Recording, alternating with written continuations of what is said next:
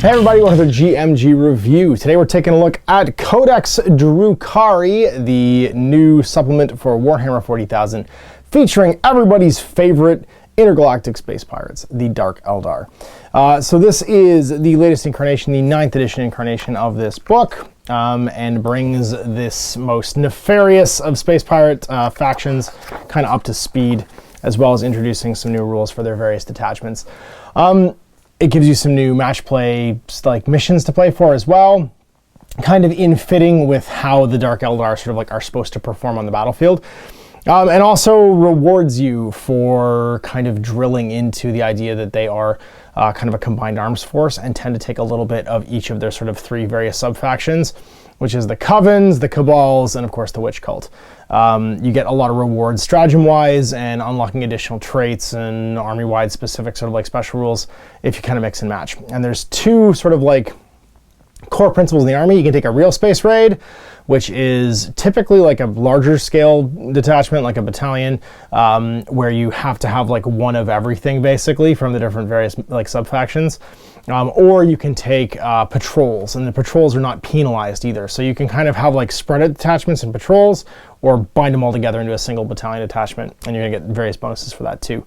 On top of that, you're gonna get some crusade rules, all new data sheets for all the factions, which I'll flip through my phone and just see if I spot any differences. Obviously, I'm not the expert on this. I would go check out Scaredcast actually. My buddy Scary Ridvan, he's the Dark Eldar expert I know, and he'll probably have some far more in-depth commentary on the Dark Eldar in this edition. I'm here today to give you a little preview of the Codex, my thoughts on kind of more the general design, like the pushing people into specific play styles and how the match play stuff is going to, you know, sort of like cause that to happen, I see. And of course, just sort of like the general kind of overview of what's changed and what hasn't. So yeah, if you're looking for an in-depth thing, I would recommend. I'm sure he's going to have some thoughts, so go check out his channel and yeah, see what he thinks about it today. He'll probably watch this review and then tell me what he thinks.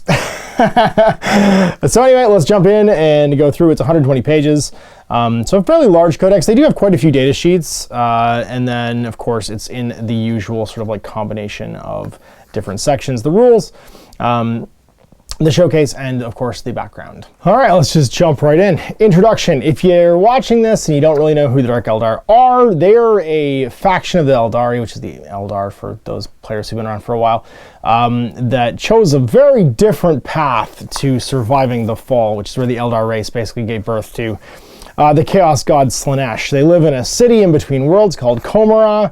They've got a big bad crime boss who took the place over called Absdrabel Vecht. He's kind of if you think of him as like Kingpin from the Marvel Universe, you're not far off. He basically like subverts and works his way into everybody else's faction and overthrows it in one night. And then of course they're organized into various cabals and factions. The three of which is the Cabal is kind of like, think of them as the gangsters. The Witch Cult is the gladiatorial pit fighters who provide entertainment and like try and hone their skills to excellence. And the Homunculus Covens who torture and murder and mutate and surgically alter things for their own whims, amusements, and diabolical psychological plans. I don't know what that would be. The Cabals all have their own sort of like obsessions in the ways in which they sort of operate, and this book does give you the ability to create your own Cabal if one of the big Cabals doesn't do it for you. There's also the various cults, and of course the Cult of Strife being the big one. Lelith Hesperax is the lady in charge of that, and she is the ultimate Dark Eldar killing machine. And so yeah, you get your various different cults. A war zone, Gaban, you're going to get a cool kind of like overview of a Mechanicus subsector that's being tormented by Dark Eldar, as you will. And more about the Homunculus Covens. They capture people and then turn them into like these weird, you can see like grotesque monsters. There's grotesques and racks, and even the big pain engines like the Talos and the Kronos. They're the sort of like creations. And the big bad one, of course, is Iran Rakarth, who is the big boss of all of them weird alien space doctors. And then you've got your outsiders, which is the Guns for Hire. And these guys are dudes like the Scourges, the Mandrakes, and the Incubi. And they're kind of like weirdly obsessed Dark Eldar that don't necessarily fall into one of these other factions. So like the Mandrakes, for instance, are cursed by like they're, being in and out of reality. They kind of shift between worlds. The Scourges are these weird kind of like gun for hire bird monsters. They like to jump around and stuff. The Hellions fly around on skyboards. There's all kinds of sort of sub-factions. And then there's the Incubi Shrine. The Incubi Shrine is basically the fallen aspect of the various aspect warriors in the Eldar, because of Era, the fallen phoenix. He was the father of scorpions, the original before Karandros Phoenix Lord of the Scorpion Temple, and he basically founds his own evil kind of temple in the form of the Incubi. He was the father of scorpions. He was the first exarch of the striking scorpion aspect warriors, the Azarani, and he left an indelible mark in their practices. He was their phoenix, but he turned against his kin, and the Eldari believe that he burned with the dark light of chaos. There's rare occasions when the Phoenix Lords find themselves on opposing sides in war and conflicting, known as Las Raikan Blamori, the Battle of the Undying. And Era has been involved in 2 of them. If you have any idea what happened to the fallen Phoenix, some whisper that he lives in the webway still, continue to teach his murderous ways. Rumors persist of an epic 17-day duel between Ara and Karandros, the Phoenix Lord of the Striking Scorpions, in the devastated ruins of the Craftworld of Xandros. Some say that Drazar himself was once Ara, but few have any ideas. Those that do refuse to speak of such matters. And that is, of course, the favorite theory, is that Drazar, Master of Blades, is actually Ara, who's gone on to basically be a Phoenix Lord for hire, fighting for the Dark Eldar as like their crime enforcer. You get your color section, and I assume there's going to be a picture of the combat patrol in here, because that seems to be the way now, but you can see the various sub-factions, all their space trucks, Era fighting other dudes. And I guess there isn't a... No, is this a combat patrol? There it is, yeah, combat patrol. 2 raiders, unit of Incubi, Archon, and a big fat unit of Cabalite warriors. So that will, I assume, be what's for sale coming forward. And then we're into the rules, of course. Battleforged rules for playing a Battleforged game. Your match play rules, your army rules, crusade rules, which some people have wanted me to go into crusade rules. This review will last forever if we jump into them. So I apologize, but also it's the narrative aspect. Be surprised. Just there's lots of cool stuff for the crusades. I've yet to be disappointed by the crusade rules. Data sheets, point values, war gear, and of course our reference. So let's get into the detachment abilities and jump right in and talk about what kind of cool special stuff you get. So this is the stuff you get for being a Drukhari detachment, and you have to be one that includes only Drukhari models, excluding models with the unaligned keywords, so like train and stuff. You gain the raiding forces and weakling kin abilities. If your army is battleforged, each Drukhari detachment in your army must be designated as a Cabal detachment, a Witch Cult detachment, or a Coven detachment, or a Real Space Raid detachment. Your army can only include 1 Real Space Raid detachment. Real Space Raid detachments gain the Real Space Raid ability. Troops units in Drukhari detachments gain the Objective Secured ability. So you don't have a choice. You have to make them either a Cabal, a Cult, or a Coven.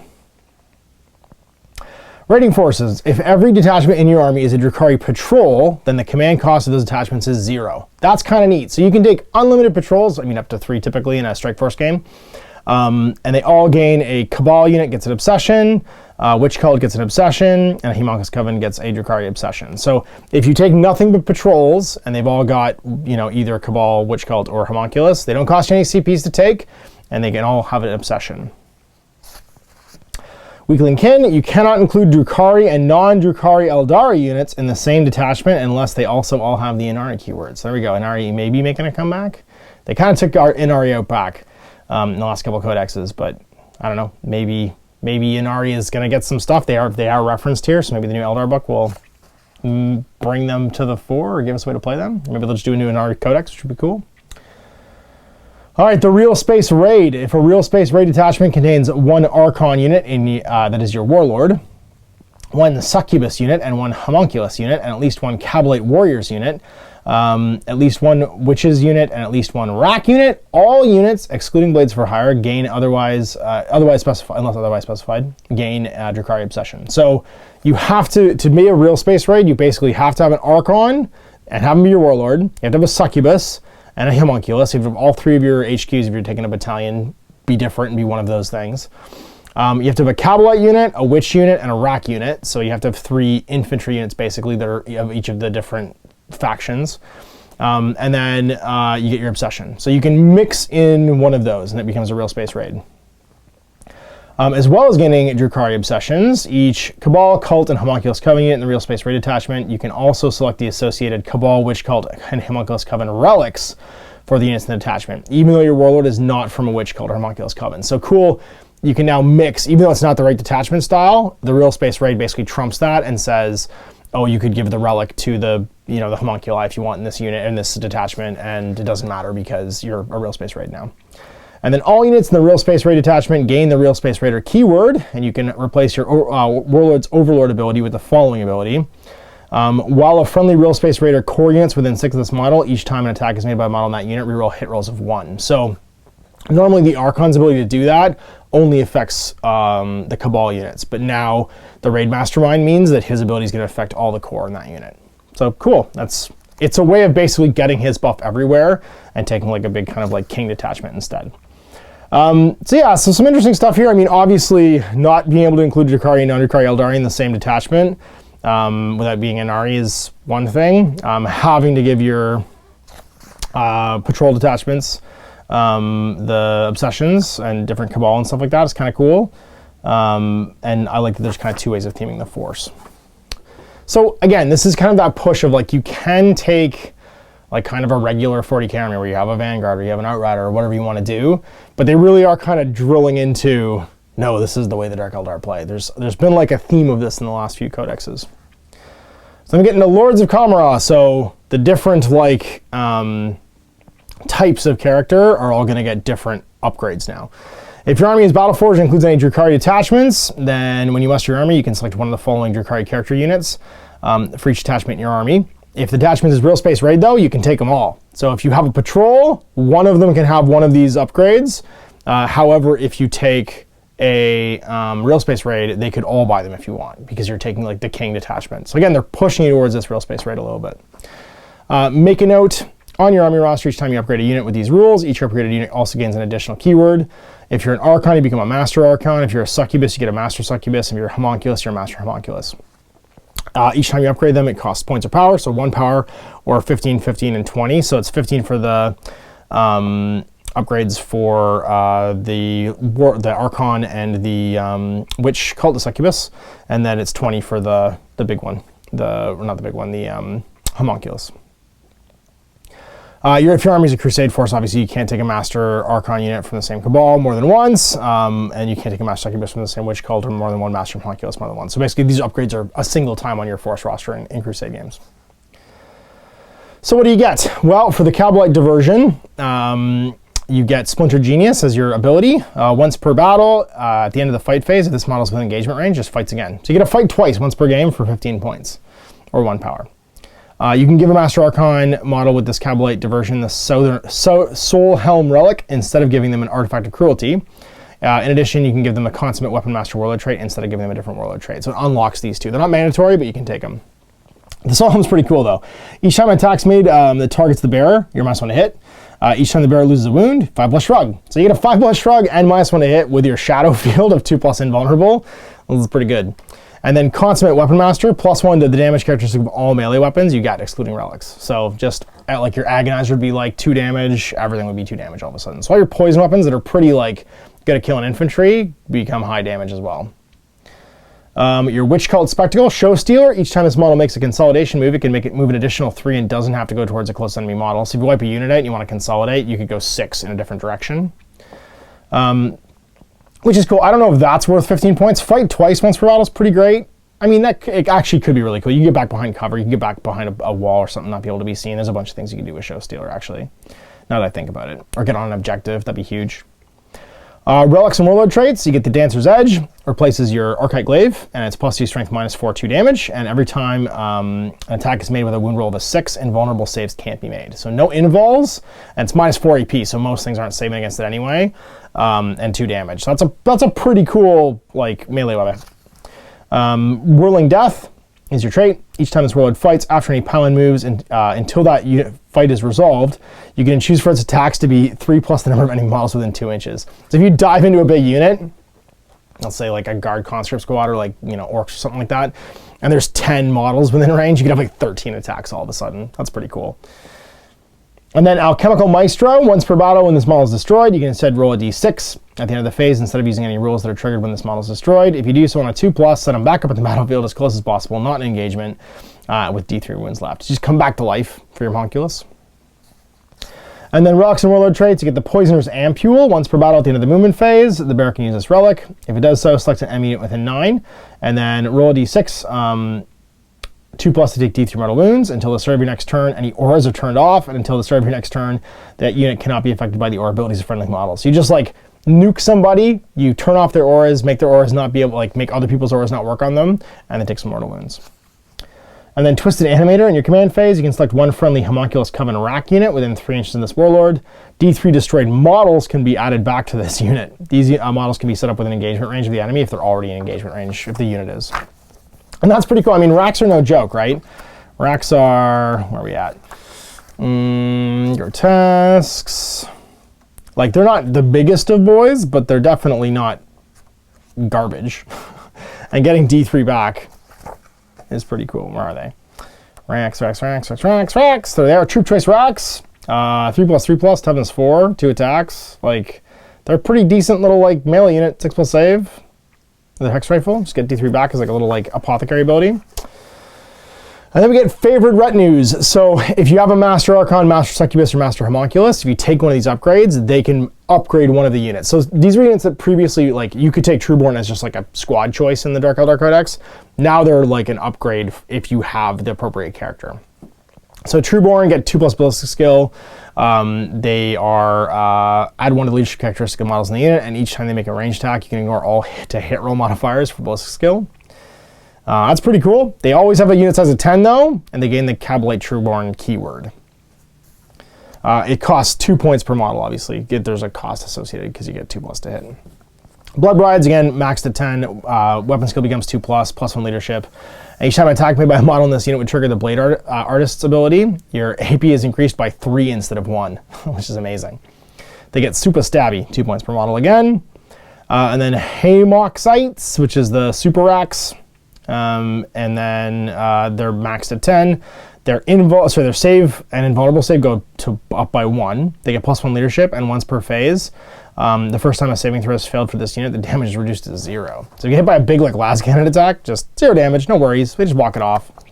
And I mean that's pretty cool for a high invul save unit all of a sudden, right? Racks. Where is it? Their power from pain would go to 5, I guess. I think their power from pain is 6+ base, probably. And it would probably actually go higher. Where is it?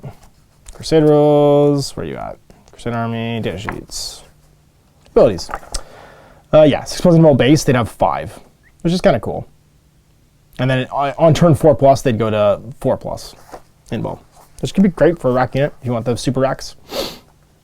So anyway, they still exist basically, but they're tied to whether or not you have the upgraded character. Cabal's Cults and Covens. Units in a Drukhari Cabal, Witch Cult, Homunculus Cult, or Real Space Raid Detachment gain access to the following rules. So Cabal, Witch Cult, and Homunculus Coven Obsessions. This is such a tongue twister. All Cabal, Witch Cult, and Homunculus units, including your Rakarth and Lilith Hesprax units, within this unit gain a Drukhari Obsession. Depends on the Cabal. You get a Warlord trait, Coven Stratagem, and then, of course, obviously, you're going to get the Relics and stuff as an example, too. So the big ones, there's 3 of each, and then there's the build your own. So Cabals, you can have the Black Heart. Their obsession is Thirst for Power. Units with this ability that have the Power from Pain ability treat the current battle round as being 1 higher than it really is when determining the effect they gain. So they start on turn 2, basically. If the Real Space Raid Detachment includes a Cabal of the Black Heart Archon, then until the end of the battle, all Blades for Higher units get the Power from Pain. Or sorry, that have Power from Pain, treated as being 1 higher as well. Add 1 to the leadership characteristic of the models. Each time they're selected to shoot or fight, you can re-roll hit rolls when resolving that unit's attacks. So that's so you re-roll 1 hit roll. So not all of them. It's basically the being blue from the Arc Codex, except just for hits. So that can be really handy for like the units that have the obsession that are, you know, like low shot, high weapon things, like being able to reroll like a single like Dark Lance or something like that. It could be really handy. And then your trait is Labyrinthine Cunning. While you're on the battlefield, each time you spend a command point, each time you or your opponent, spends any command points, use a stratagem. You roll a d6 for each 1 spent, and on a 6, gain a command point. And then Relic, Rid of the Living Muse. The Cabal of the Black Archon only. The bearer has the following ability. It's an aura, while the friendly Cabal of the Black Heart core units within 6. Each time a model in that unit makes an attack, reroll a wound roll of 1.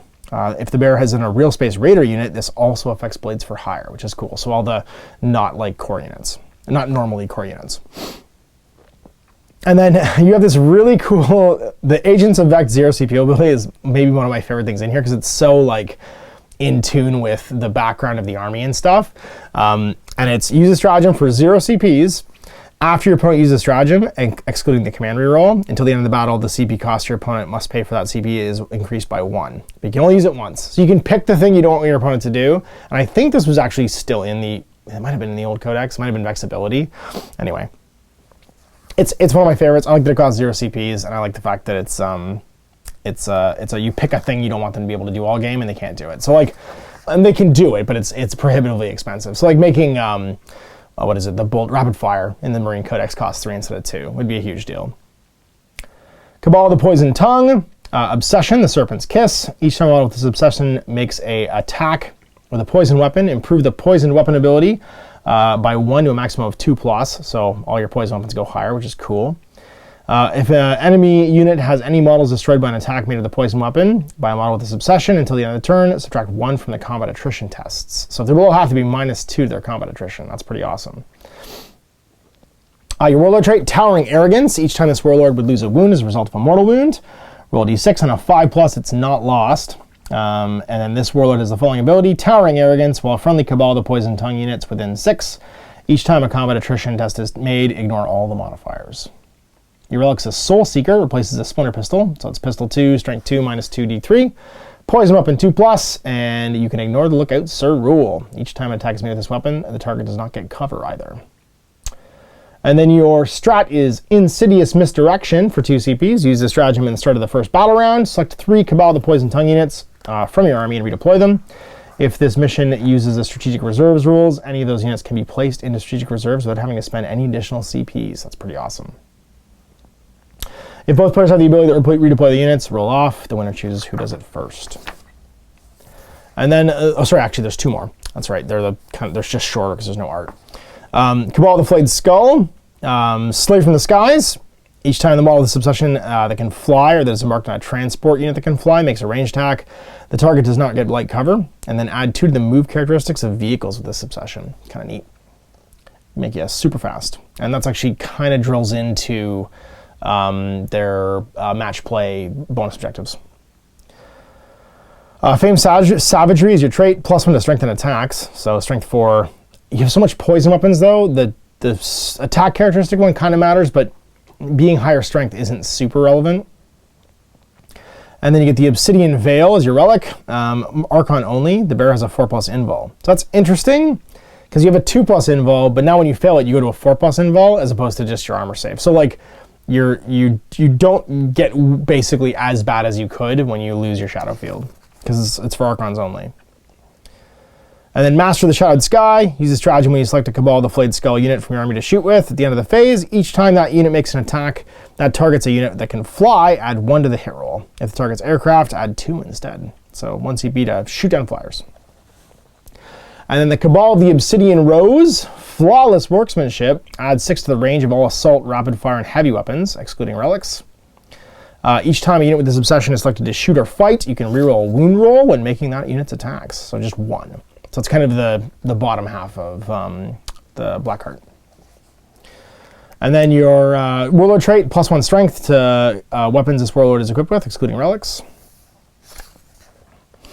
Armor of Misery, you get the save characteristic of 3+ for your Archon instead. And each time a melee attack is made against the bear, subtract 1 from the hit roll. So -1 hit melee and also a 3+ armor save, so your Shadow Field going away isn't as terrible. Not quite as good. I still think the 4+ invul is better, but the -1 hit melee is pretty great. And then failure is not an option. Strategic Ploy, use a stratagem after taking a combat attrition test for a Cabal of the Obsidian Rose unit from your army. But before any models flee, you can shoot with each model that would flee. If the unit's within engagement range of any enemy units, each model that fires that would flee can instead make 1 melee attack. If any models are destroyed, no models flee. Test the morale treat the morale test as having been passed instead. So you make your test, 4 guys decide to run away. Those 4 guys instead shoot or fight if they're engaged. And if somebody dies at all, then they just don't flee in because they stand their ground and they realize what Vect will do to them is far worse than if they run away. And then other Cabals, if you don't choose one of these, then you don't get any Relics or Warlord traits or any of the other stuff, but you can pick 2 of these, and all consuming ones count as 2. So you can create your own Cabal with this mix right here. Dark Mirth, it's an aura. While within 12 of this unit, each time an enemy is selected to make a normal move, advance, fall back, or selected to charge, roll a d6. On a 5+, the enemy unit suffers a mortal wound. While within 12 of this unit, it's amazing. So the enemy just have to roll, if they start a move within 12 of them and do anything, on a 5+, take mortal wounds. They just have an aura now that just projects mortal wounds around them, which is crazy. Deadly Deceivers, I mean, I'm going to go back to that one for a second. That would be crazy for like MSU, good armor, high toughness. Like, think about Custodies just walking around within 12 all of a sudden, just take all these little units just taking mortal wounds that normally wouldn't go through because they have a great invul and a great armor save. It's just really funny how that would like plink away at them. And then an all-consuming Deadly Deceivers, so you'd only get this one if you picked it. Units with this obsession are eligible to shoot in a turn in which they fell back, but if they do, until the end of the turn, each time a model in that unit makes a range attack, you're -1 to hit. So basically you become Ultramarines with -1 to hit. Disdain for Lesser Beings. Each time a combat attrition test is taken for a unit with this obsession, add 1 to the test, so you just don't run away. Merciless Razorkin. Each time a model with this obsession makes an attack with a splinter weapon, a modified hit roll of 6 scores an extra hit. Tortuous Efficiency. Each time a model with this obsession makes an attack with a ranged weapon, an unmodified wound roll of 6, it's +1 AP. So you could put those together. So ranged weapons would be 6s to wound or +1 AP, and also exploding 6s to hit with your splinter weapons. That's a neat little combo. Mobile Raiders, +2 move for anyone that flies. Soulbound, each time a model with this obsession would lose a wound as a result of a mortal wound, 5+ shrug. Toxin Crafters, all consuming. Each time a model with this obsession makes an attack with a poison weapon. On an unmodified hit roll of 6, the ability goes to 2+. And then each time a model with this obsession makes an attack with a poison weapon, reroll wound rolls of 1. Twisted Hunters, each time a model with this obsession makes an attack against a character, add +1 to the hit.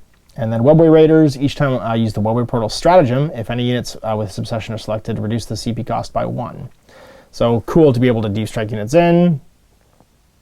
I mean, there isn't an obvious better one than these, I don't think. And some of the, obviously some of the Stratagems and the Relics and stuff in here are pretty interesting. So you're not going to get those. You get the core ones still for the other Cabals. But if you wanted to make an all Splinter Guns army, Merciless Razorkin and Tortuous Efficiency would be neat. Always exploding. So you basically get like a better DACA, and the 6s to wound would give you that better AP. And Splinter Cannons being damaged too, they are no joke now. If you didn't see that spoiler. But spoiler if you did. Or not. And then Witch Cults. So again, there should be 4 of these. I'm going to double check now.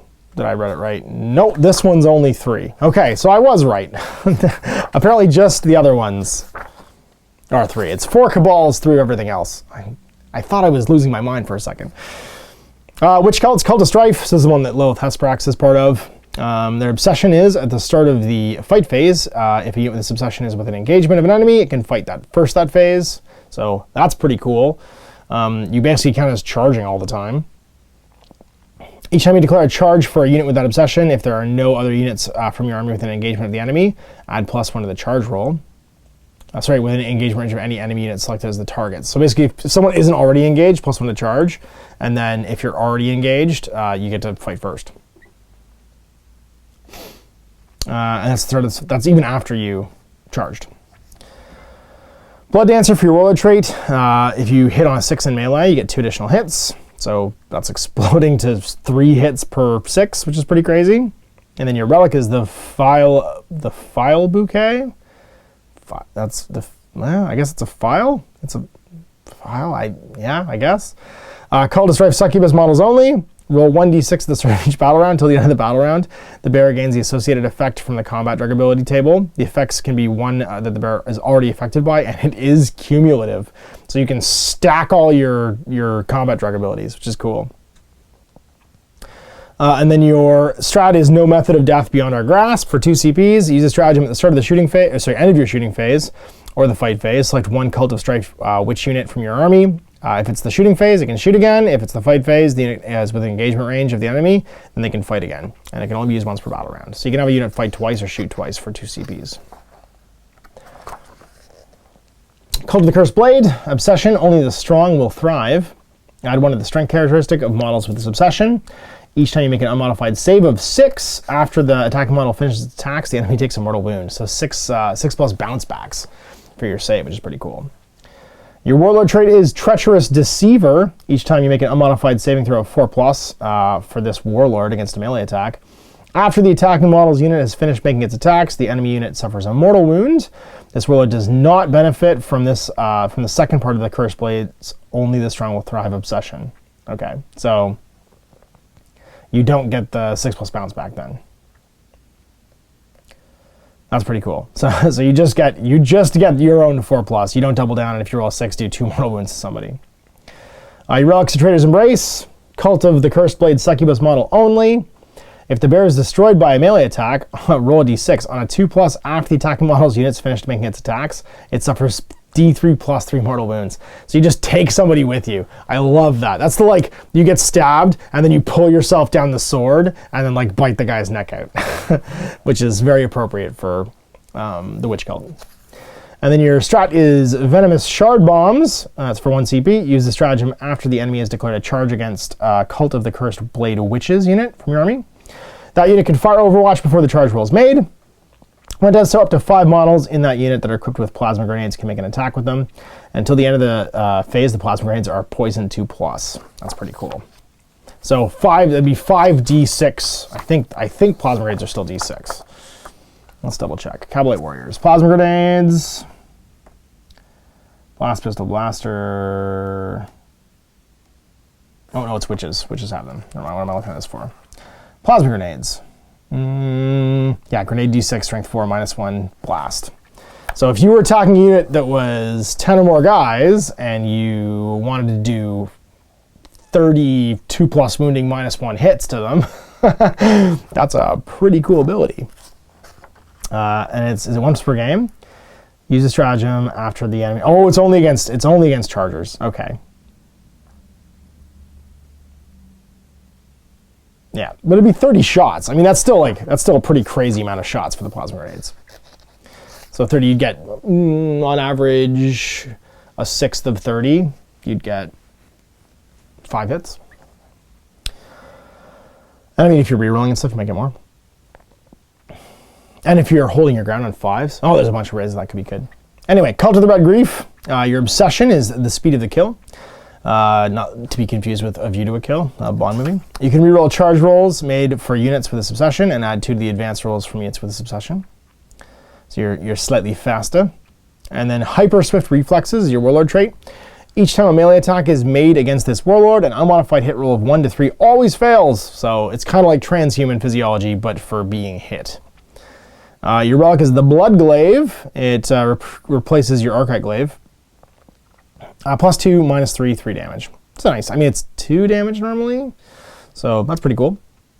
And then Athletic Aerialists is your stratagem. And the Cult of the Red Grief, Witches and the Red Grief set foot on solid ground only for as long as it takes to butcher the enemy.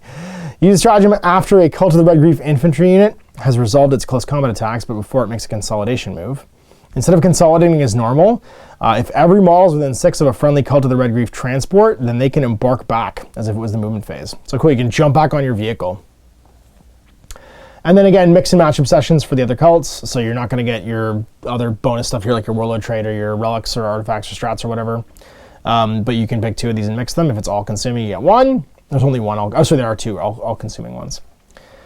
So Aerobatic Display. Each time you use with this obsession consolidates or piles in. Models in that unit can move horizontally through other models and terrain features. They cannot move finish a move on top of something though. That's pretty cool. Art of Pain. Well, a unit with this obsession that has the power from pain ability is within engagement range of any enemy units. Treat the current battle round as being 1 higher for power from pain. Berserk Fugue. This one's all consuming. Each time a model with this obsession makes a melee attack, if that model's unit made a charge move, was charged or heroically intervened, a modified roll of 6 is an additional hit, so they get a bonus exploding 6s. Each time a model with this obsession would lose a wound as a result of a mortal wound, roll a die on a 5+, it's not lost. So it's kind of a melee version of the Splinter Cannon one, but slightly better because you also have a built-in wound shrug. Of course, you can't double it down. Precise killers. When you make a melee attack, a modified roll. Each time a model with this obsession makes a melee attack, the attack benefits from the Blade Artist ability on a 5 instead of a 6. So on a 5+, you're going to get your -1, your extra AP. Slashing Impact. Each time a model with this obsession finishes a charge move, select an enemy unit within range and roll a d6. On a 6, they take a mortal wound. And that's every model. So if you charge with 10, that's 10 d6s on a 6+. Not against vehicles, though. Stimulant Innovators. Once per battle in your command phase, you can declare that this unit with this obsession will use their experimental concoctions. When you do, roll D3 in the combat drugs table. Each unit with this obsession that has the combat drugs ability gains this additional ability, which is cumulative with all the others until the end of the turn. That's once per battle. Test of Skill. Each time a model with this obsession makes a melee attack that targets a monster or vehicle, add 1 to the wound roll. That's actually great if you're fighting knights or something like that, where it's all toughness 8, getting +1 to wound's a huge deal. Trophy Takers. Each time a morale test is taken for an enemy unit that's taken any models destroyed by a melee attack by a unit with this obsession, roll additional d6 and discard the lowest. So when you're fighting in melee against these guys, you have to take a morale test. It's 2 dice, pick the worst. And then Agile Hunters, all-consuming. Each time a model with this obsession makes an attack that targets a unit that can fly, add 1 to the attack's hit roll. And if a unit with this obsession with the combat drugs ability has the Hypex ability, add 4 to the unit's move instead of 3. All right, that's Homunculus Covens. So the Prophets of Flesh is the big one. This is Urian Rakarth's home coven. They are Connoisseurs of Pain. At the start of your command phase, each character, grotesque, or monster unit with this obsession gains a lost wound. So you get your sweet, what is it? The Necron ability. Get a wound back. Each time an attack is made against a unit with this obsession, unless it's strength 8 or higher, an unmodified wound of 1 to 3 always fails. So they all have transhuman physiology, unless the strength is 8 or more. Your Warlord trait, until the end of the battle, add 1 to the Warlord's toughness. Until the end of the battle, add 1 to the Warlord's movement and attacks. And you choose one of those 2 things. So you get one when they're set up, not both. Relic, the Vexator Mask. It's for your Prophets of Flesh homunculus only. Units cannot fire Overwatch at the bearer. At the start of the fight phase, you can select an enemy unit within 3. They're not eligible to fight that phase until all other eligible units in your army have done so. They fight last. Your stratagem is Sins Writ Large. It's 1 or 2 CPs. Use a stratagem at the start of the fight phase. Select a Prophets of Flesh infantry unit from your army. It's within 6 of a friendly homunculus. Till the end of the phase, each time an attack is made by a Prophet of Flesh infantry unit, you can reroll the hit roll. If the unit is a grotesque unit, it costs 2, otherwise it costs 1. So you're really super good fighters. It'll cost 2 for, but you just get to reroll hits, which is cool because you're not getting the Archon. If you're just playing Covens, then you're not getting the Archon ability to reroll 1s. And rerolling everything is just better anyway. The Dark Creed, your obsession is Aura of Terror. If an enemy is within 6, you're -1 leadership and -1 to combat attrition tests. And each time you make a melee attack with a unit with this obsession that targets a unit with the leadership characteristic that's equal or lower, add 1 to the hit roll. So, I mean, that's pretty cool. You -1 everyone's leadership, and your base leadership on Racks and Grotesques is pretty good. 7 core. So, like, you're making Marines, for the most part, all leadership 6, so you're hitting on 2s against them now.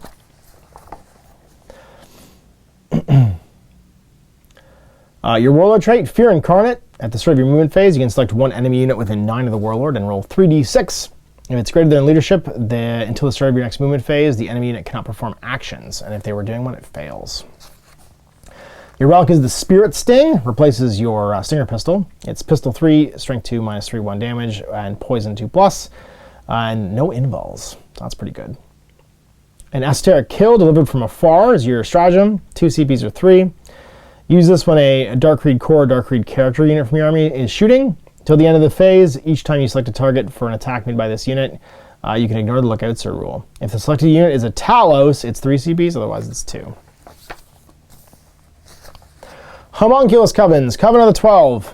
Obsession, Butchers of Flesh. Each time a model with this obsession makes an attack with a melee weapon, its AP is improved by 1.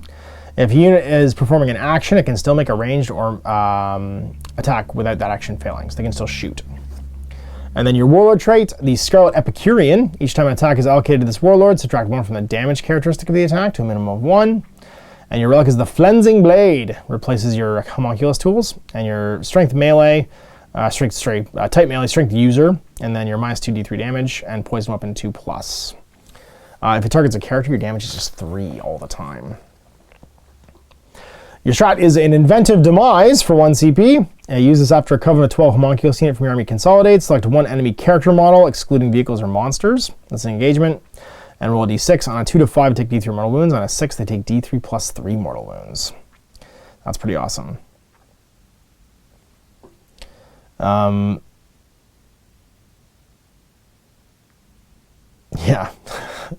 Use a stratagem after a Coven of 12 Homunculus unit from your army consolidates. Select 1 enemy character model that is within engagement range of this Homunculus unit and roll a d6. On a 2+, that model suffers d3 mortal wounds. On a d3 plus 3 mortal wounds on a 6. So you've like turned someone into a bomb and then consolidated and blown someone. I'm just trying to figure out what's happening there. Coven of 12 Epic Deed. Amidst the treacherous Coven of 12, the art of assassination is held in high regard, with the most unique and inventive techniques garnering significant prestige. Many homunculi have been removed from their esteemed conclave using methods perfected on the battlefield by their rivals. Interesting. So you have to consolidate, you have to get to melee range of a character that's not a vehicle or monster, and then roll a d6, and on a 2+, they take mortal wounds. That's such a weird stratagem, basically. You have to have killed something, and I guess you're making them into bombs. I'm trying to figure out like what the fluff thing that's happening there is. Are you just really good at stabbing? And then make your own Coven. So once again, pick 2 or 1 if it's all-consuming.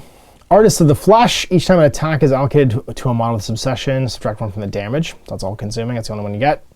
Dark Harvest. Each time a unit with this Obsession finishes a charge move, so you can select an enemy unit, excluding vehicles, and with an engagement, roll a d6, and a 4+, take a mortal wound. That's a huge one. Yeah. You just do 4+ mortal wounds on the charge. Oh, but you just take 1. It's not for every model. Okay. It's like 1 enemy unit, not for each model. That's not so bad. Dark Technomancers is all-consuming.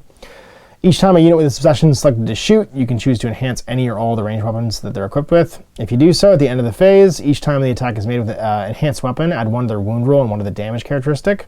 But unmodified hit rolls of 1, so for mortal wounds to the unit. If the barrack is a vehicle or monster unit, they take d3 mortal wounds instead. So you can make your guns really good, but you take mortal wounds when you roll them on. Experimental Creations, add 1 to the strength characteristic of models with this obsession. Hungry for Flesh, reroll charge rolls for units with this obsession. Master of Mutagens, each time a model with this obsession makes a melee attack with a poison weapon that targets a unit that's not vehicle or titanic, 6 all automatically wounds. Master Torturers, each time a unit with this obsession is selected for the Torturer's craft stratagem, reduce the command cost out to 1.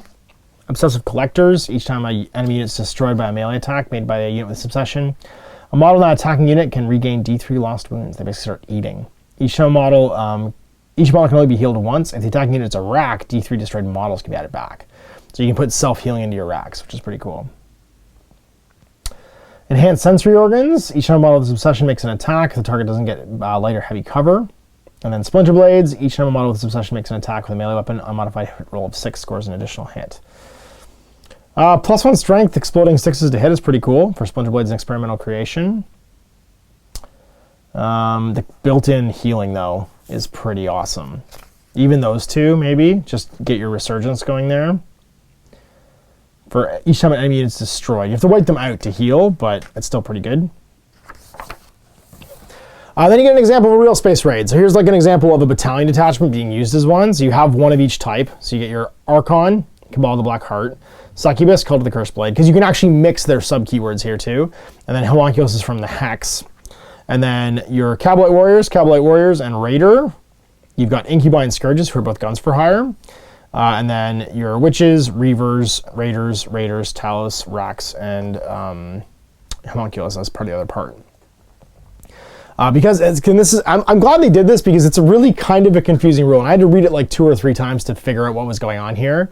But the idea is that this guy is orchestrating these other 2 factions to make like the perfect raid into real space to get everybody what they want, and so you can kind of pick all of these things, and that means that also you're mixing your obsessions. So the Cursed Blade Succubi, all of these guys in purple are getting that obsession and that keyword. The Archon is getting these obsessions and these keywords. The Homunculus is getting these ones. And so it's pretty neat. Like you can do a lot of mix and matching doing the real space raid, but you get one of them, and typically you're going to need it to be a battalion or bigger, basically, to be able to fit everything you need. All right, stratagems. Cruel Deception for 1 or 2 CPs. Use a stratagem in your movement phase when a Drukhari unit from your army falls back. They can shoot or charge. If they select both, it's 2 CPs, otherwise it costs 1. So if you just want to charge, 1 CP, you can fall back and charge, or fall back and shoot. If you want to do both, it costs you 2. Great Enemy, you're fighting Slaanesh, reroll hit rolls and win rolls for 1 CP, because you hate him, because he's eating all your souls, and your grandma's in there somewhere. She's got weird horns and stuff now. Torturer's Craft for 1 or 2 CPs. This is the one that's -1, I believe, if you're playing that, what's that Coven called? That Coven is the... Oh, sorry, it's the other Covens. That's right. Mass Torturers. Used in the fight phase when you're in Rakarth or a Homunculus unit from your army selected to fight. Until the end of the phase, each time a model in that unit makes an attack, you can reroll the wound roll. If the stratagem is used by a character or Rax unit with 10 or less models, and that's cost 1, otherwise it costs 2. So it can cost you 0 if you're a character or Rax, because it's -1. And then lightning fast reactions for 1 CP. Use a stratagem in your opponent's shooting phase or the fight phase when a Drukhari infantry vehicle or biker unit, excluding Urian or Karth or Homunculus Coven unit, is selected as the target of an attack. Until the end of the phase, you're -1 to hit. Yeah, so fast. Just make you more dodgy for a CP. Hunt from the Shadows for 1 CP. Use stratagem in your opponent's shooting phase when a Drukhari unit in your army that has the benefit of light cover is selected to be the target of a ranged attack. Till the end of the phase, add 1 to their saving throw. Excluding invulnerable saves, though. No bonusing up your power from pain. Alliance of Agony for 1 CP. It's a requisition stratagem. Use a stratagem before the battle when you're mustering your warlord and it's in a real space raid.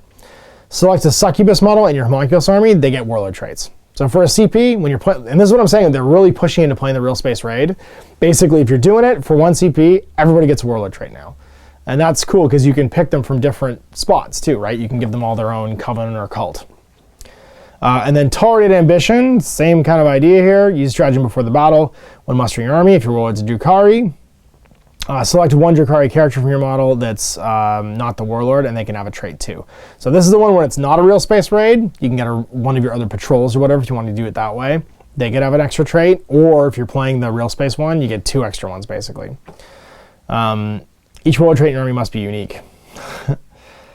And you can't use it to give somebody 2 warlord traits. And then Prize from the Dark City, use stratagem before the battle.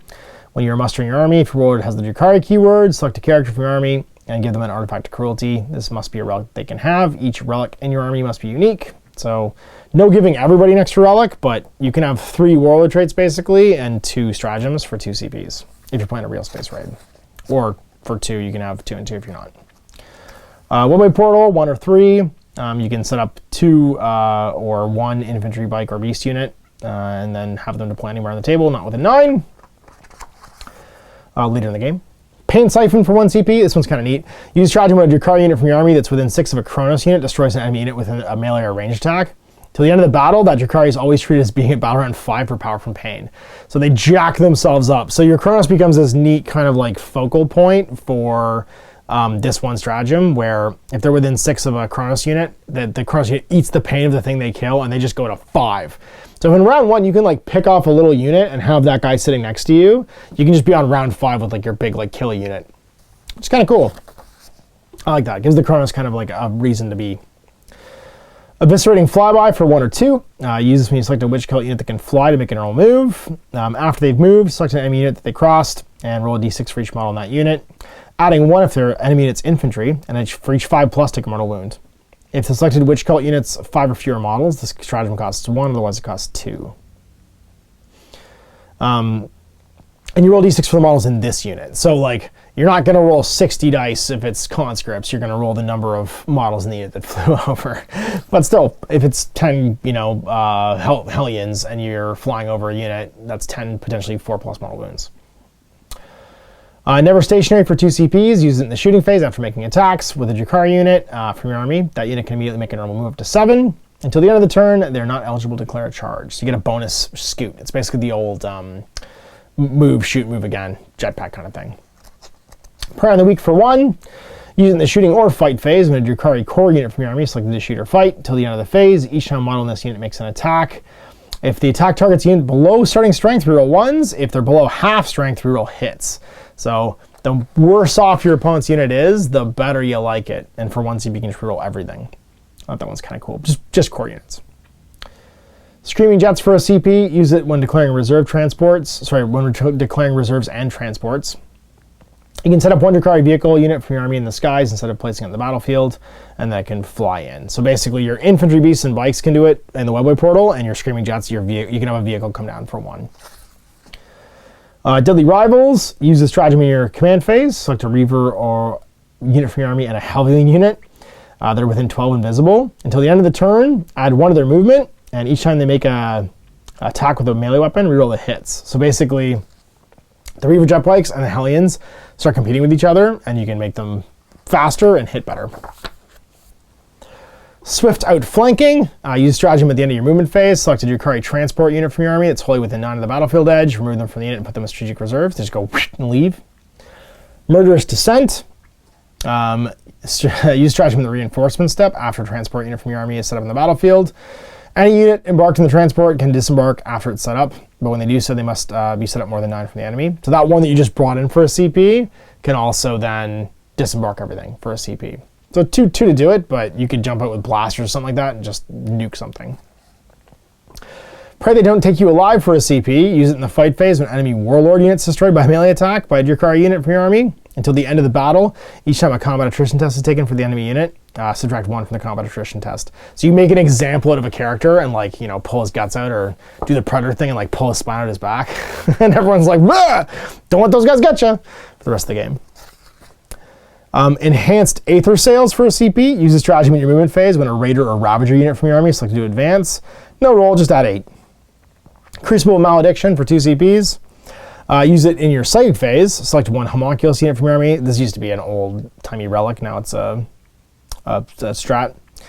And add d6 for each psyker within 12, and on a 4+, that psyker takes d3 mortal wounds. You can only use the stratagem once. So once per game, you open the toy box, or the puzzle box rather. And every psyker within 12 inches is +1. Sorry, select 1 Homunculus unit from your army. It's on a 4+, take d3 mortal wounds. You just suck their souls in. Haywire Grenade for 1 CP.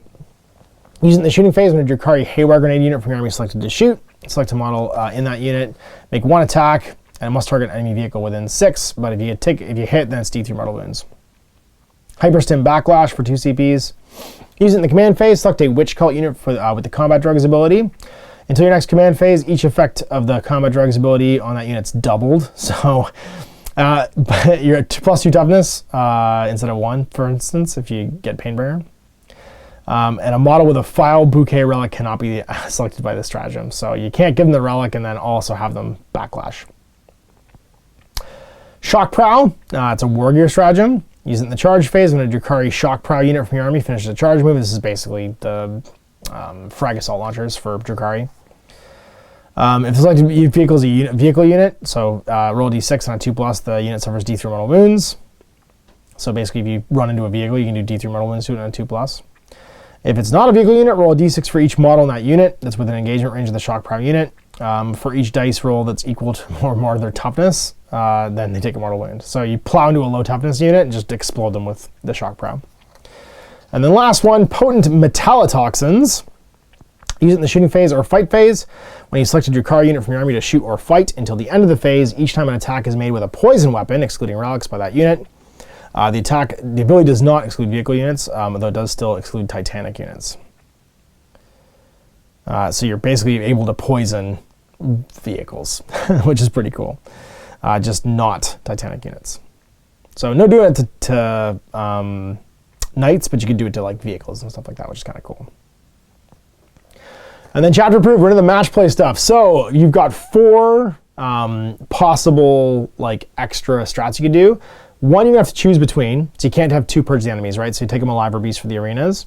And then a no mercy, no respite, and a battlefield supremacy one. So take them alive. If you take this one, you score victory points at the end of the battle for each of the following. Score 3 VPs for any character or monster units that were destroyed by melee attacks by a Drukhari unit. And then score 1 VP for if any unit, excluding characters or monsters, were destroyed by a melee attack made by a Drukhari unit from your army during that battle round.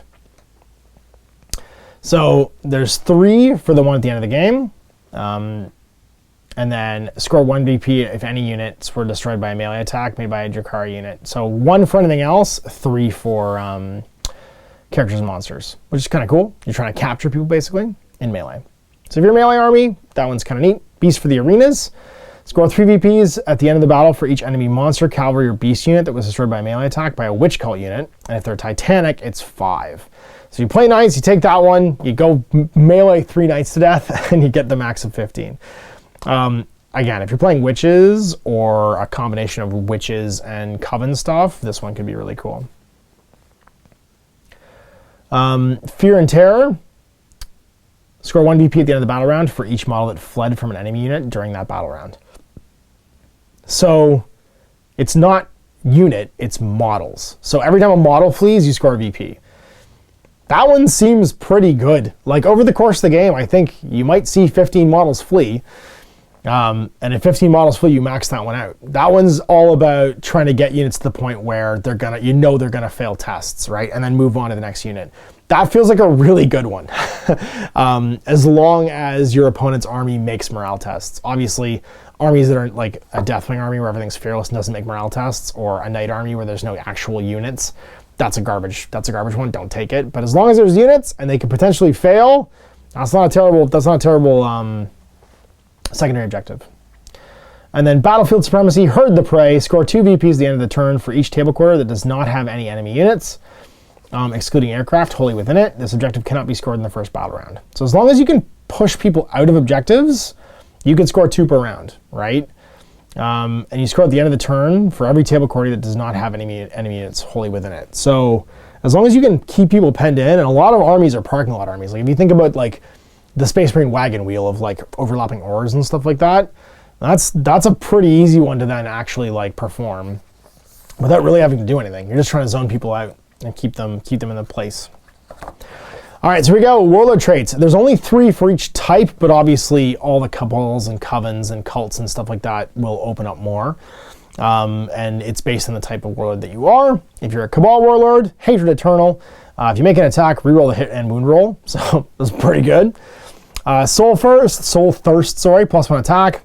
Once per turn, when any model is within 6 of the warlord and is destroyed, they get a wound back. So, or once per turn, sorry. So when you kill people, you get wounds back and you get extra attack. That's kind of cool, built in, keep you alive. Although if your Shadow Field saved, you're probably dead pretty soon anyway. Like you don't tend to take a lot of wounds as an Archon, and once you do take wounds, you're dead. So I feel like just rerolling hits and wounds might be better. And then Ancient Evil, start of the fight phase, select 1 enemy unit with an engagement of the Warlord. They're not eligible to fight until after all their eligible units have done so. Drazar always has Hatred Eternal, so he's got built-in reroll everything. Lilith has Blood Dancer, and then Urian has Diabolical Soothsayer. So we'll get on to the Witch Cults now. Quicksilver Fighter, +2 attacks. Stim Addict, when determining the effect of the combat drag ability for this warlord from the battle, roll 2 additional dice, rerolling results of 6 or results that are already in effect. And the warlord's combat drag ability has these benefits in addition to any others. And then Precision Blow, and that's going to be each time an unmodified roll of 6 is made for a melee attack made by this warlord, the target unit suffers a number of mortal wounds equal to the damage of their weapon, and the attack sequence ends. So that's pretty cool. Get a damage 3 weapon, and then when you roll 6s to hit, they just take 3 mortal wounds. Now you can kill knights, no problem. Homunculus Coven warlord traits, Master Regenicist. Each time this warlord uses their Fleshcraft ability, it's always 3, so you get back 3 guys. Master Nemazine, each time a warlord makes an attack, add 1 to the wound roll. And Master Artisan, add 1 to their toughness and wounds, because they've just built such a great body out of the spare parts they steal from all those humans they kidnap. Relics. All right, so we got some relics. And again, because there's so many built into the covens and stuff, there aren't a ton here. The Parasite's Kiss, it replaces a Splinter Pistol. It's Pistol 3, Strength 2, -2/2 damage, Poison 2 plus, and each time an enemy model is destroyed by attack made by the weapon, the bearer gains a wound. So built-in wounds back. Again, maybe good for... like, I feel like Archons, if they're taking wounds, they're dead. Because they don't have a lot of wounds, and they have a 2+ invulnerable save, so... all the wound back stuff seems really tempting until you realize that, like, you have a shadow field. If you're taking wounds, you've probably just melted from whatever attacked you. Helm of Spite. In your opponent's psychic phase, the bearer can attempt to deny a psychic power as if they were a psyker.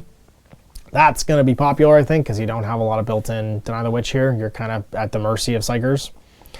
If that psychic power is successfully denied, they automatically peril. That's really neat. And that's once per turn, basically. I feel like the Helm of Spite is going to be popular. Nightmare Doll, homunculus models only. Each time the bearer would lose a wound and a 4+ is not lost. So 4+ wound shrug. That's probably better than the getting wounds back.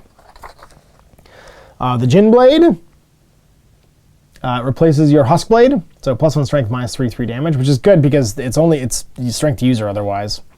And each time you fight, make 2 additional attacks. At the end of the fight phase, roll a d6. And on a 1, the bearer suffers a mortal wound because it fights you too.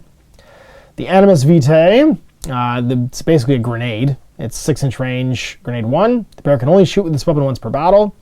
If it hits, the target takes d3 mortal wounds. If the target has 11 or more models, it's d3 + 3. Until the end of the turn, friendly units with the Power from Pain ability treat the current battle round as being 1 higher.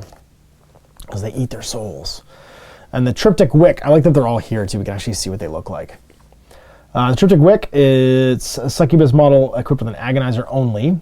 This relic replaces an agonizer, and it's -3/2 damage. Poison weapon 2+. Each time a bearer is selected to fight, add 3 to their attack characteristic. That's usually like an 8 attack, 2s to hit, 2s to wound, -3/2 damage. That is going to nuke a unit of Space Marines. And then you give them the reroll hits and wounds. Actually, it's a succubus only, so you can't give them that.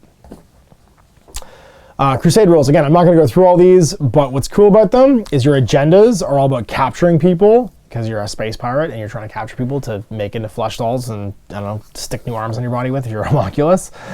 Or do like organized crime stuff. They've really leaned into them being space pirates, and I like it. And then your requisitions and stuff are cool too. You get things like getting yourself to get to battle hardened or legendary rank, and you get to be a Lord of Komara, which is kind of cool, and you increase your power rating. It's all about kind of proving yourself, which is cool. And then your battle traits and stuff, all unique. Territorial dominance. You get the cool different like territories. Basically, you're fighting for territory inside of Komara, and they give you stuff like arenas, incubi shrines, docks, and all these things give you benefits, which is kind of cool. So like if you have a weapon forge, once per battle, if your Ascendant Lord is on the battlefield, you can use a Warrior Stratagem for 0 command points. And I think this is probably the coolest part. Again, I'm not going to spend a ton of time on it, but you're basically trying to dominate. As you play games, you're going back to Komara, and your gangland is expanding, and it's giving you new abilities that you can do. So like once after each battle, you can use a relic requisition for 0 RP, because you go to the trade goods, you go to the market. So if you have a trade district that's under your control, you can just like get free relics to give to your characters. And then you get your spoils of battle after you play your games. All your weapon enhancements and battle scars unique to you. Some cool Crusade armies. And your data sheets. All right, let's jump in. So what are your abilities? Unit's data sheet will list these. So the general abilities like Powered from Pain. It's based in the battle round. First turn, everybody gets a 6+ invul. Second turn, they can advance and charge. Third turn, Flensing Fury. Each time a model in this unit makes a melee attack, add 1 to the hit roll. If this unit has the vehicle or monster keyword, it does not suffer the penalty incurred to hit rolls for firing heavy weapons at the model they're engaged with. And then Mantle of Agony on turn 4, 5+ invul. And then turn 5, Emboldened by Bloodshed. Each time a morale test is made for this unit, it automatically passes. If this unit's characteristic can change as it suffers damage, you're always on top. Sorry, you have double your wounds for the purpose of the remaining ones. So you double your bracket, basically. Poison weapons. Unmodified wound rolls of this value are always successful. Blade Artists, if you roll a 6 to wound, it's a -1 AP. Insensible to Pain, you get a 5+ wound shrug. Combat Drugs, you roll. They get additional abilities. And alternatively, you can randomly select 2 abilities, or you can pick 1. That's pretty cool. So, Adrenalite, each time this unit fights, if it made a charge move or heroic intervention, then it fights adding 1 to its attacks. So basically you get like a almost like a shock assault thing. Grave Lotus, +1 strength. Hypex, +2 move. Painbringer, +1 toughness. Serpentine, weapon skills increased by 1. And then Splinter Mind, ballistic skill, and leadership are improved by 1. So pretty cool for combat drugs. I think I'd always roll. Archons, all right, let's look at some data sheets. I'm gonna grab my phone, and that's the nice thing about this app. Much like the AOS reviews I do, I can now actually look up and see, as long as my phone doesn't die, all these data sheets. So let's look at the current data sheets. References, Codex, Drukhari. There it is. Data sheets, Archon, and they're all in the same order too, which is super handy. Core stats, he's 4 power. Looks like his core stats are identical, except his save went to 4+ instead of 5+. Still has a splinter pistol, but now he's equipped with a power sword, which is pretty cool. +1 give me strength 4. And everything else looks pretty much the same. He's got Blade Artist, so that if he hits a 6 to wound, he's additional -1 AP, and of course Power from Pain. He's got his Overlord aura. Is that the same? Overlord. Yes, core or incubi. So that's gonna Cabal core and incubi units. You rolling hit rolls a 1 within 6. And then Shadowfield, 2+ invul, can never be re-rolled. And then if it's ever failed, it's gone for the rest of the battle. And Succubus, let's look at you.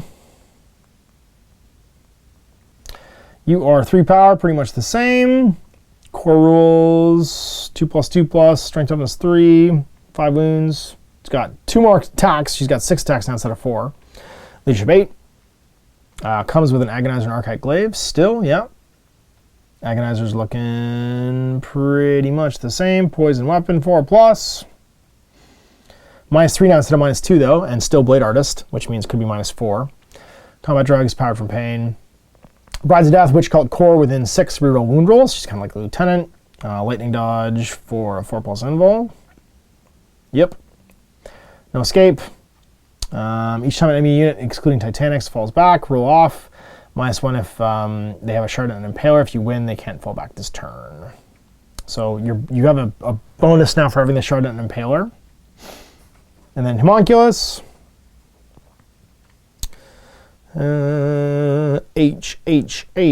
Homunculus is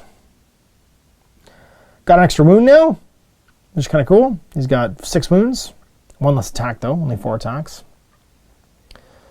And Stinger Pistol and Homunculus tools, pretty much the same. There is no such thing as an Electric Corrosive Whip, whatever that is. Doesn't have an Agonizer either as an option. It's Homunculus tools, Ichor Injector, and Scissor Hands. And then Blade Artist's Insensible to Pain, so he's a Wound Shrug still, and Power from Pain. Master of Pain's Aura. Homunculus Coven core units add 1 toughness within 6 of him. So he makes everybody +1 toughness as a bonus. Is that still a thing? Yep, still a thing from before. Same thing. Insensible is now a shrug instead of an invul, because he gets his invul from Power from Pain. And then Fleshcraft into your movement phase, select a Coven monster or a Coven grotesque model from your army. That's within 3 of this model. The model you selected regains D3 lost wounds, and each model can only be healed once per turn. Is that something from before? Looks like no. Yeah, no healing before. It might have been a strat before, though. I'm just not seeing because I'm just looking at data sheets. Lilith, I'm assuming the same because she's relatively new. She's just been re-released. Lilith Hesperax. Are you the same? You are 7 attacks now. That's pretty cool. Same power strength. 8-inch move, 2+2+, strength toughness 3, 5 wounds, 7 attacks, leadership 8. She got Blade Artist and Power from Pain. At last, a challenge. If you fight a character, reroll hits and wounds. Brides of Death, reroll wounds of 1. Quicksilver Dodge, 4+ invul, and -1 to hit. Only in melee, though. Deadly Dance, when you consolidate, move an additional 3, any direction. And then Natural Perfection, she can choose 1 of each in the command phase, 1 of the others. Either Thrilling Acrobatics until the end of the turn, you can charge in a turn in which it fell back or advanced, and Gory Spectacle in the fight phase. If this model destroyed any models, then it can fight again at the end of the phase. And then no escape, the same thing, roll off. And if you win, they can't fall back, unless you're Titanic. And then we got Drazar. Oh, new Drazar is pretty awesome. Or should we call him Era, the Fallen Phoenix? I don't see Drazar in here. What? Was Drazar not in the Lost Codex? Claude Fiend? Drazar? What? Don't tell me you weren't in here. Oh, there he is. No, it's the new one. Never mind. Drazar's in here, but he's new. So this is the same guy? Yeah, it looks like it. He's the same guy. Got his cool Demiclaves. He's Eternal Warrior, -1 damage, Ancient Warrior, 4+ Invo. Sorry, I got those backwards. Blade Artist, Murderous Assault. Fights additional time, because he's way killy. And he's got a gajillion attacks. 5 attacks at 2+2+. He'll be Strength 6, -3/3 damage with his single blade. Or he could have 10 attacks at Strength 5, -3/2 damage. So 20 attacks if he fights twice. That guy will, again, liquefy a Marine squad. You're in. Have you changed at all? Probably your attacks have gone down, your toughness and your wounds has gone up, I'm guessing. If you're anything like the other homunculi, you're in Rekarth. He is 2+2+, 3, 5, 6 wounds. Yeah, you gained a wound. You gained an attack as well, actually. Leadership 8. Casket of Flensing looks the same. Homunculus tools look the same. Ichor Injector looks the same. This actually, Ichor Injector's changed. Make 1 attack. If it hits, the target suffers a mortal wound. The attack sequence ends. Not D3 mortal wounds anymore. Oh, it just did 1 damage before. Now it just does a mortal wound instead of D3 on a 6+. He's got Insensible from Pain and Power from Pain. Blade Artists, Hemovores, as sort of the fight phase, roll a D6 for each enemy unit within engagement range. On a 6, they take a mortal wound. His little, like, tenderly feet just start attacking things. Sustained by Dark Science, once per battle when this model is destroyed. 2+, it comes back with D3 wounds left. Fleshcraft, pick a grotesque or flesh monster within 3. They take D3, they regain D3 lost wounds. Each model can only be affected once per turn. 4+ Invul, Contempt of Death. Have the damage against it.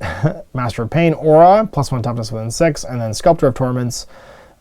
Core units within 6 add 1 of the strength and leadership characteristics. So your +1 strength, leadership, and toughness if you're a core unit from Prophets of Flesh and you're within 6 of him. He jacks up those grotesques. All right, Cabalites. Let's see. I don't think we're going to deep dive on all this stuff. And obviously, I'm going to miss stuff because that's just me not being a Dark Eldar player. But let's see how you guys did. You guys made out pretty much the same, but with better saves. 4+ armor now instead of 5+ armor. What, Cabalites? You guys getting toughed out. It's 5 models up to 20. And then it's blast pistols. Blasters are pretty much the same. Dark Lance looks like it's changed to D3+3 instead of D6, so better flat damage, which I like. Phantom Grenade Launcher. Splinter Cannon is awesome now. Damage 2. Poison 4+. Splinter Pistol. Poison 4+. Shredder. Salt D6 Blast. Strength 6 -1. Power Swords +1 Strength -3, 1 damage. Yep, they're looking pretty cool. Blade Artist and Power from Pain. That's a solid infantry unit for what its points are going to be. And those Splinter Cannons are no joke. It can have... So you give the Sybarite... I don't know if you give him an Agonizer or a Power Sword. I like both. Always win on 4s is cool, but it doesn't work against vehicles. Yeah, probably the Agonizer still. You can also give him a Phantasm Grenade Launcher, which is cool, just to do mortal wounds when you attack against leadership. And then for every 10 models, a Cabalite where you can have a Splinter Rifle with a Splinter Cannon. And for every 5 models, you can have a Blaster or a Shredder. So Blaster's 18-inch range now. Blaster Splinter Cannon. The Dark Lance is cool. I think the Splinter Cannon is just, like, awesome, though, now. 3 shots. Maybe 3. It's all good. They're a solid basic unit.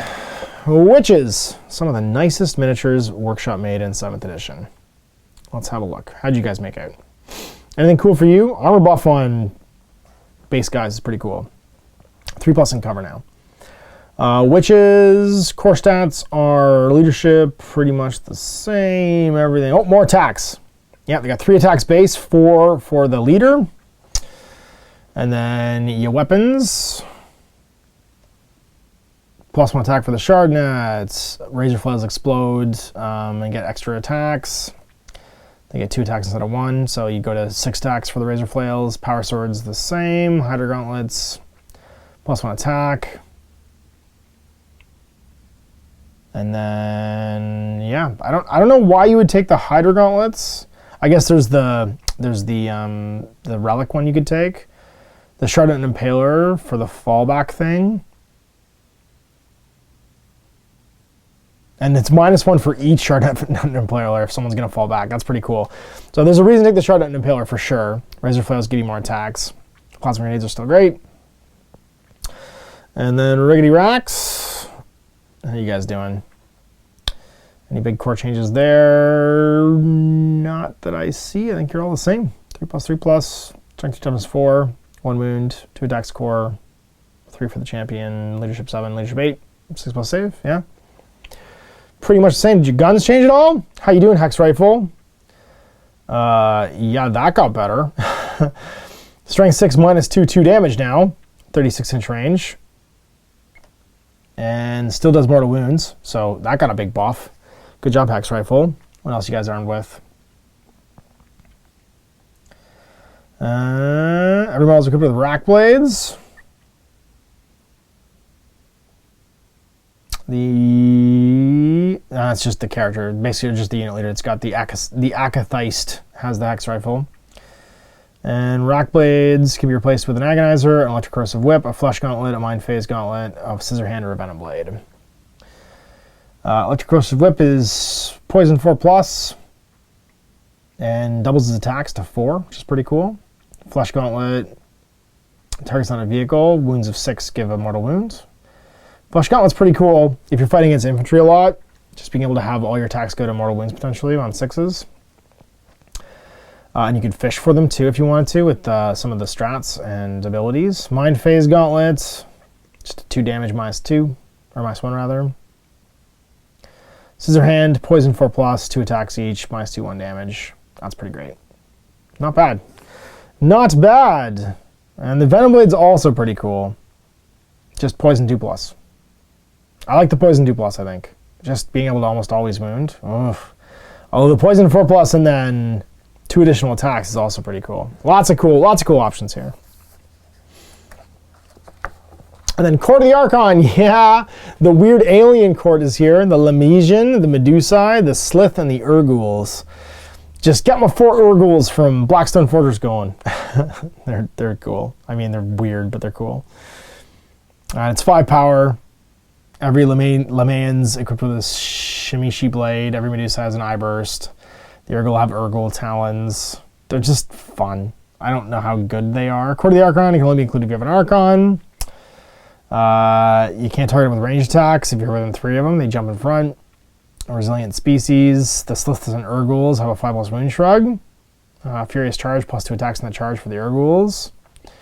And then while a friendly Cabal, Archon, or Trueborn units within 3 of this unit, if this unit contains any Lamian models, each time the model makes an attack with a poison weapon, an unmodified hit roll of 6 automatically wounds. That's pretty cool, actually. So if you're hitting with poison weapons, 6s are going to auto wound a hit. That's a reason to take them, actually, just to get the, when you take the Lamian. They're pretty neat, though. Incubi, did you guys get any better? I don't think I'm going to focus too much on the vehicles, because this is going to be the world's longest review otherwise. HI, Incubi. Are you guys not in here either? Come on, I can spell. Nope, it just jumps right to not Incubi. It just goes right to K. Incubi. There you are. Core stats, 3+ armor, 7-inch move. The Clavex hits, they all hit on 2s now. So everyone's weapon skill 2+. Strength is 3. They all got 1 wound or 2 for the champion. 3 attacks, leadership 8, 3+ save. Well, that's cool. Everyone's weapon skill 2+ now. Yeah, Demiclaves. +2. They went up in strength. So +2 for the singles, -3 of 2 damage. and then +1, -2, 2 damage. They're always 2 damage. But you improve your strength and your AP. But you got Blade Artists as well. And you get 2 extra attacks. So 5 attacks each if you do the dual blades. That's pretty cool. And then your Clave, +2, -3, 2 damage. Well, this unit contains a Clave X. Each time a melee attack is made by a model in this unit, and a modified wound roll of 6 adds 1 to the damage. That's pretty great. And then Tormentors, start of the fight phase. Roll 2d6 versus the leadership of someone in engagement. And then if they fail, if it's higher basically, they don't fight until last because of the Tormentor Helms. But of course, their core and blades for higher. Mandrakes. Grotesques. I'm gonna start moving forward. The Clawed Fiend of the Dorian Sector, the Razor Ring and the Chimerae, and Beastmasters. I do love these miniatures. The Dark Eldar got some of the nicest like alien miniatures in 40k. I totally forgot about the Razor Ring flock. Oh, I should get some of these for other games. Reavers and Hellions. I have a box of Hellions somewhere I've never painted.